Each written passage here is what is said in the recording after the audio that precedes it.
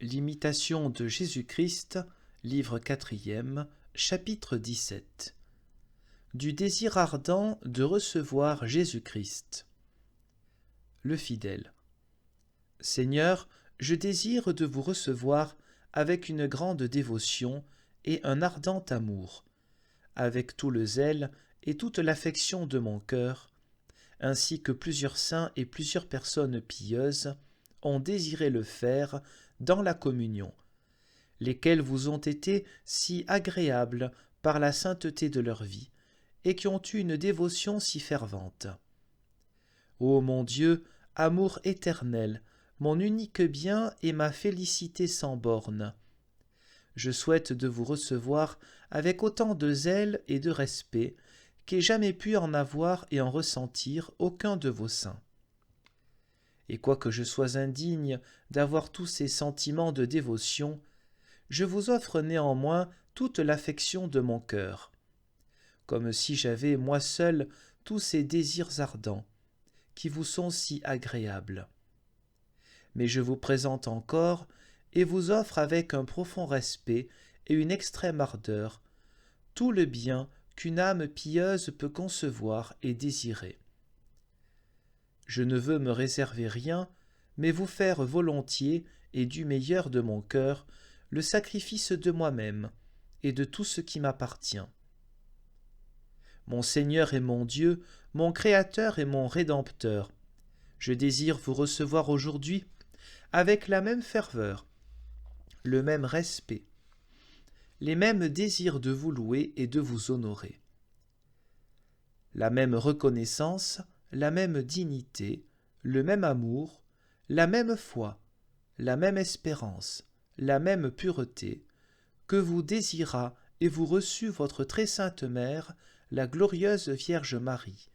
lorsque l'ange lui annonçant le mystère de l'incarnation, elle lui répondit avec dévotion et humilité : « Voici la servante du Seigneur, qu'il me soit fait selon votre parole. » Luc 1, verset 38. Et de même que votre bienheureux précurseur Jean-Baptiste, le plus excellent des saints, tressaillit de joie en votre présence, par un mouvement du Saint-Esprit, lorsqu'il était encore renfermé dans les entrailles de sa mère, et que depuis, vous voyant marcher parmi les hommes, il disait, en s'humiliant profondément, et avec le sentiment d'un amour tendre, l'ami de l'époux qui se tient debout et qui l'écoute est ravi de joie à cause qu'il entend la voix de l'époux. Jean 3, verset 29. Je souhaite pareillement d'être embrasé de saints et ardents désirs, et de vous faire offrande de moi-même, de toute l'étendue de mon cœur. Je vous offre aussi les transports de joie, les affections ardentes, les ravissements d'esprit, les lumières surnaturelles, et les visions célestes de toutes les âmes dévotes, et je vous les présente avec toutes les vertus et avec toutes les louanges que vous rendent et vous rendront toutes les créatures dans le ciel et sur la terre. Je vous les présente pour moi et pour tous ceux qui se sont recommandés à mes prières, afin que vous soyez dignement loués de tous et glorifiés à jamais. Seigneur mon Dieu, recevez les vœux et les désirs que je forme de pouvoir vous donner des louanges infinies et des bénédictions immenses,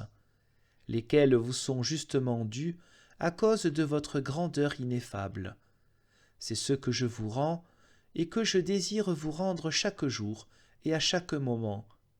Et j'invite et conjure de tout mon cœur tous les esprits célestes et tous vos fidèles de se joindre à moi pour vous rendre ensemble des actions de grâce et des louanges. Que tous les peuples du monde, toutes les tribus et toutes les langues vous louent, et qu'ils glorifient avec des transports extraordinaires de joie et une dévotion ardente la sainteté et la douceur de votre nom. Que tous ceux qui célèbrent avec révérence et avec piété votre très auguste sacrement, et qui le reçoivent avec une pleine foi, méritent de trouver grâce et miséricorde devant vous, et qu'ils vous offrent pour moi, qui ne suis qu'un pécheur, leur très humble supplication, et lorsqu'ils auront la grâce de la dévotion qu'ils demandent et la jouissance de l'union avec vous, et que, comblés de consolation et rassasiés d'une façon merveilleuse, ils seront sortis de votre table céleste,